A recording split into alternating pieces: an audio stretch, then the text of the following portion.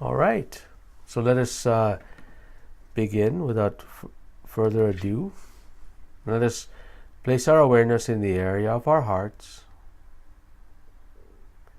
and begin to take slow, deep breaths and visualize these flowing in and out of your heart, breathing slower and deeper than normal. Slow, deep breaths, visualizing these flowing in and out of your heart or chest area. And take it gentle and slow.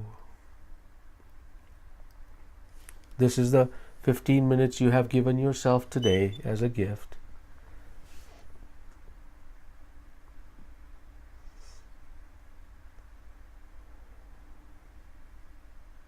Notice if your shoulders are moving up or down. If they are, just be aware that your shoulders should not be moving up and down, and you should just take those slow, deep breaths and allow these things to flow in and out of your body naturally and harmoniously.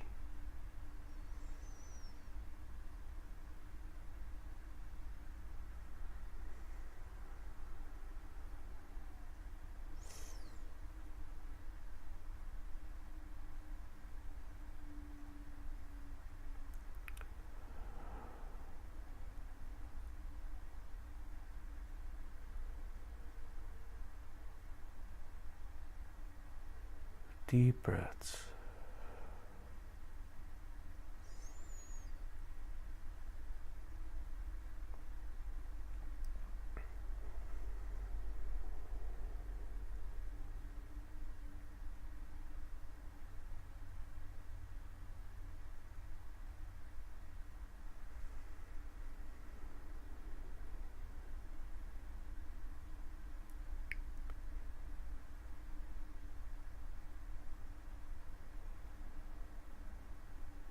Beautiful.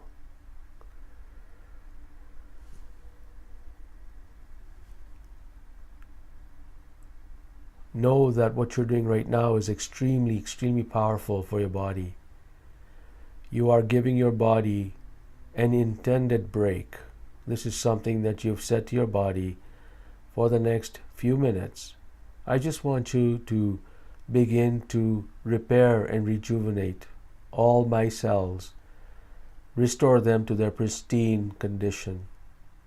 And I'm just here sitting, giving you all the love that you need to do that. And your body does listen to you. Your body responds to your feelings, not your words. But if the words can help you feel, then say those words that make you feel what you want to feel for your body to actually begin to repair and rejuvenate.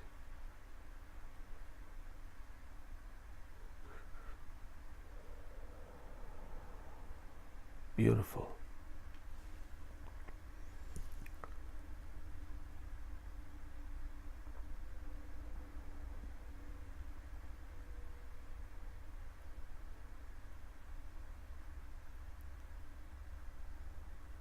Before you can love anyone else, anyone around you, fully and unconditionally, before you can do that, you must first shower yourself with your own love. It's self-love.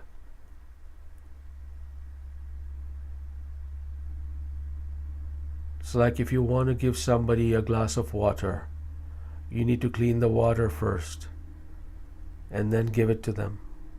Your body is like that vessel of water. After all, we are 70% water. So clean the water in your body by just taking these slow, deep breaths. Visualize them flowing in and out of your heart. Charge up the water in your body. And then you're ready to allow others to drink from this well of limitless love.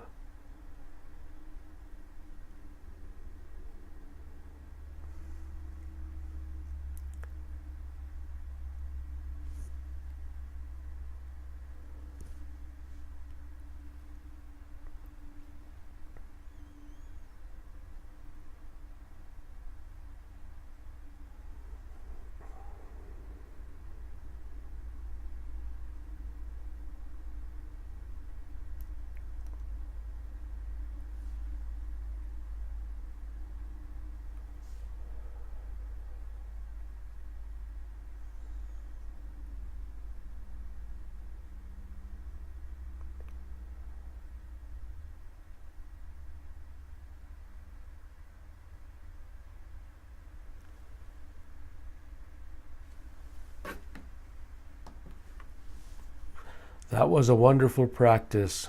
We've had a few people join us during the practice. Will and Lou, hello from from Saskatchewan. Thank you for joining us, both of you. Wendy, hi from Alaska. Good to see you. Good to hear from you. Serena, hope your studies are doing well. And Arena, excuse me, thank you for your comments. I love my body. That is where we begin. We begin by loving our body. Wonderful. Now today's, I didn't know that moment. And that is the notion of that stress. And we continue to hear things, and I've heard this from my clients and people that I'm surrounded by and I meet, that this is just part of the job. If I'm stressed out, it means that my job requires someone of my caliber to be able to do that, because not too many people can handle the stress that I can handle with all these things going around. And of course, there's a real toll when that happens. We all know, if you've been on this call, on this particular program for more than a month, you know that stress takes its toll on your body. So now the question is, how much of that do you want to sacrifice for work, and how much of that you want to sacrifice for your personal home life? And so let's talk a bit about stress. You know, when we look at stress in a way that it makes us feel very fulfilled, when we say this work has a lot of stress and it makes us feel important to some of us, because if there was no stress, it would look like, a monkey can do my job. And I'd like us to reframe that right now, because I'd like us to reframe that is that if you make your job look so easy, it means that you're able to handle the stresses and you're able to handle complex tasks in a way that's coherent for you.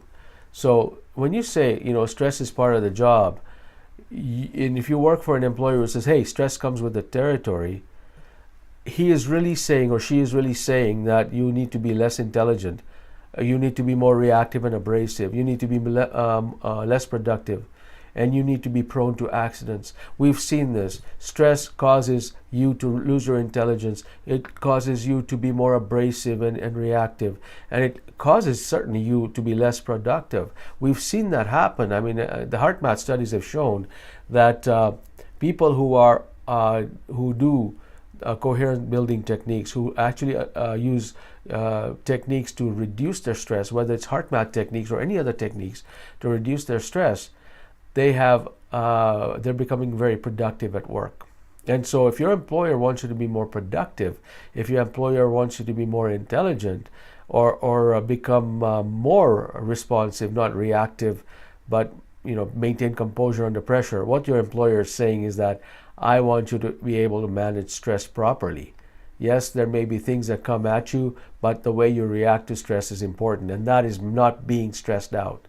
So that is something that we need to reframe this. Stress is part of the job. Being less intelligent is not part of the job. And that's your retort to people who say stress is part of the job. When you say stress is part of the job, what you're doing is you're giving up on the fact that this is not going to change, that you cannot make the change. And when you reframe it and say, no, it's not part of the job, managing stress is really part of the job. And just like I'm going out there being trained to do my job, being trained to manage stress is part of my job, because I want to be more productive, I want to be more intelligent, and I want to be more compassionate at work. So I would love to hear any comments anyone has about this topic. I know it comes up a lot. I know when it comes up a lot with my clients. I know it came up a lot when I was doing this work at my corporate job. So while you're typing in your chat or thinking about that, I would love to hear you type in your survey. And the question is, how often did you practice HeartMath techniques last week? Did you practice it every day? Did you practice it about 3 to 5 times a week? Only during this session, Espresso Shot, and some of you may not know what HeartMath technique is, although I see everyone on this call are familiar with HeartMath techniques because you've been here before. That's for the newbies. So I see results coming in. As soon as I end voting, I'll share the results with you. Right now, it looks like half of you are practicing it every day. The other half, 3 to 5 times a week. That's awesome. All right. See if I can share results. Oh, there you go. All right, now I know. See, I'm getting used to this particular technology. Sharing the results. So there it is. There's the answer. Okay? Wonderful. Great job, people. Great job. Love it. Keep doing this practice. And I would love to hear, after we do our next practice, I would love to hear if anyone's actually feeling the difference when they're doing this practice every day or 3 to 5 times a week. Natalie, you had Will and Lou, you answered no. I don't know what that answer was for. Maybe you can elaborate. Natalie, I had in my past even people reacting really negative when I was happy at work. Destroys the group dynamics. Yes, it does. You're actually creating positive environment, and those who are not very happy are wondering why you're not why you're not steeped in their drama, which is quite an interesting thing to discuss. But let us do a quick coherence technique so people who have to leave at 9:15 can go. So let us begin to place our awareness in the area of our hearts. Begin to take slow, deep breaths and visualize these flowing in and out of your heart or chest area. Deep breaths in and out. And now begin to experience a positive feeling such as love, appreciation, and peace in your heart. These feelings is the fuel, I should say. These feelings are the fuel to actually get your body recharged. And this is actually the energy that your body needs to repair and rejuvenate. As a matter of fact, physically, what's happening in your body when you experience these positive feelings is there is a hormone being produced in your body, more of this hormone called DHEA, and less of the stress hormone during this period. So as you're practicing this for the next few minutes, taking slow deep breaths and experiencing positive feelings, know that even after you actually intentionally stop this and move on throughout your day, your body is still working. Studies have shown that your immune system picks up for at least 6 hours when you're doing practices like this. So do this technique throughout the day and make sure you make up your 15 minutes a day. Slow, deep breaths. Visualize these flowing in and out of your heart.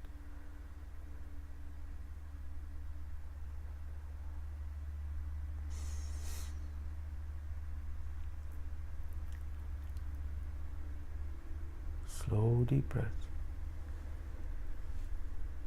Now begin to experience positive feelings. Go to that place where you find that nourishment, emotional nourishment of love, enjoyment, blissfulness, compassion, and feel it in your heart.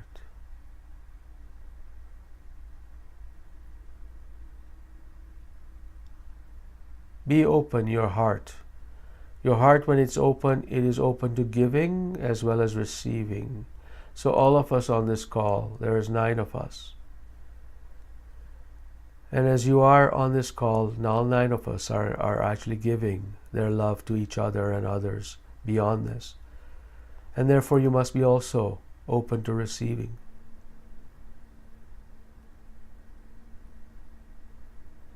Beautiful.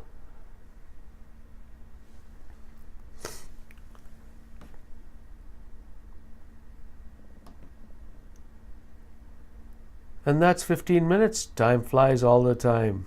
Thank you for participating. If you want to stick around for a quick Q&A for 15 minutes or so, I'll be here. I'm just going to read off some of the comments that we've seen. Nancy, yes, I can totally relate to that, Natalie. It's like stress is worn like a badge of honor. I've always seen stress as being out of balance. That's a very good statement, Nancy, that you made. Is, when we say to ourselves, "I'm stressed out," it makes us feel important. And really, what they're saying is, "I'm out of balance." If they said, "I'm out of balance," they wouldn't feel as important as they as if you can remind them that when you say I'm stressed out, or I have a lot of stress at work, what you're saying is that I'm being kicked out of balance a lot at work, and then you reframe that way, and you say, I have lots of opportunity to become less intelligent at work. And that doesn't sound very enticing to an employer or nor people around you. So really, that's a reframing job we need to do when we talk about stress. Thank you for that, Nancy.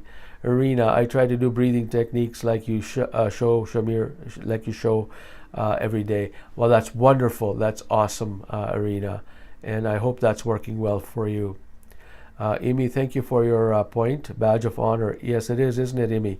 That we see that a lot. We need to reframe that. It's our job now to go around reframing that. I think it's important for us to do that. Wonderful comments. Thank you. Are there any questions that we have? There is a question. I see that. Arena, how heart math technique works with inner child wounds? There is no specific heart math technique from the Institute of Heart Math, because inner child wounds cannot be scientifically measured. Now that I've said that, let me speak to you from Shamir's perspective and applying heart math techniques. And I have applied heart math techniques for healing inner child wounds. I've done that successfully. And so let me just share with you a technique that I use for doing that. It's exactly the same breathing technique, Irina. But what you want to do is, there are sometimes what happens is, because when we have an emotional trauma, a part of our body becomes protected. So it's almost like an area of our body that says, okay, this is where my emotion of that trauma sits, and I'm just going to close this off, because if I were to unleash this, the body would not be able to handle it. In a shamanic sense, it's called hiving off a soul part. You have lost a soul part. There's a soul part you need to integrate into your body. From a Eastern medicine perspective, or Qigong, or a Tai Chi perspective, it's an emotional, physical. It's physically manifested as an emotional trauma in your body, in a certain part of your organ. So essentially, what it is the inner child is basically there to say, how do we recover from this particular trauma? What we have to do is we have to treat the trauma like a little child crying, saying, I want to go back home. And when you talk about your soul part that's hived off from you, when your body is in such a physical trauma or an emotional trauma that a part of you is just hived off and protected, what you're doing is you're saying, I'm ready to integrate that back into my system. So the first thing I would do is take those slow, deep breaths and visualize them flowing in and out of your heart, because your heart is a very powerful, compassionate engine, and you need compassion for this. So build that compassion within your body, build that self-love energy within your body, using the techniques and drawing that feeling of compassion. Then what you do is visualize a soul part that is out there, that's outside your body. Okay, visualize it energetically outside your body, this particular inner child component of you that's crying. And when you are ready, you treat this part of you that's outside of you, that's your inner child that's hurt, and draw them into you, giving them a big hug like you would a little toddler who's looking for mommy and daddy, and they're crying, they're lost, and they're hurt. And you're there to soothe them, and so you want to hold them and hug them. And as you hug them, shine your compassion on that inner child and draw that inner child in your heart. And then allow the parts of that energy to reintegrate back into your system. And just visualize that child feeling coddled, feeling at home, feeling wrapped up in a snuggly blanket. And you are that snuggly, compassionate blanket. And then see the child smile, visualize the child smile. And keep doing that every time the inner child issue comes up for you. And that's how you integrate it back. But first you have to build that field of compassion in your heart in order to be able to bring that inner child in you. Okay? If you are a healer, and if this is something that you are able to do without being drawn into the drama, and somebody else needs help with bringing their inner child in, You could shine that compassionate field for yourself when you take this deep breathing techniques, and you bring that inner child in your heart first, somebody else's inner child. Nourish it energetically. And you tell the person that you're doing this for, you tell them what you're doing. And you bring them into your heart, you wrap them up in the blanket, almost like you're let's use this term, a wet nurse. You are connecting with the child. Then when that child is feeling safe, then you connect with the person that needs this inner child integrated, and then you hand the child over to them. And visualize yourself handing that child over to them and walk them through bringing that child into their heart. What you're doing there is you're actually creating the compassion field within the inner child body before integrating it into the person that is feeling this depth of despair. And that compassionate field that's within this inner child energetically will actually ignite them and create that field of energy within them. So those are the two different ways that I would use to reintegrate that inner child or heal inner child wounds. It may take more than one session, but it's certainly, when you build that field of compassion around you, you will be able to heal that. All right? Natalie, you said you did that lately. How wonderful. Natalie, Shamir, you're amazing. How can you explain that? Big hug, dear Irina. Try it, please. Oh, wonderful. Yeah, no, I think you're agreeing with how I explained that. Thank you, Natalie. You're welcome, Irina. By all means, I would love to hear how these integrating the inner child has worked for you. We've all had this happen. So thank you so much for bringing that up. I've had a few people that I've helped through that, and I hope I'm helping you through that too. Wonderful. There, I don't see any other questions. So we will say goodbye for now until we see you next week or chat with you next week. And we have another wonderful topic planned for everyone. So have a wonderful, wonderful week. Big hug to you as well, Irina. You're most welcome. Natalie, thank you for your comments. Nancy, you're most welcome. Will and Lou, hugs to you. Hope all is well. Have a wonderful, wonderful, wonderful week. And thank you so much for sharing your energy with me today. Take care.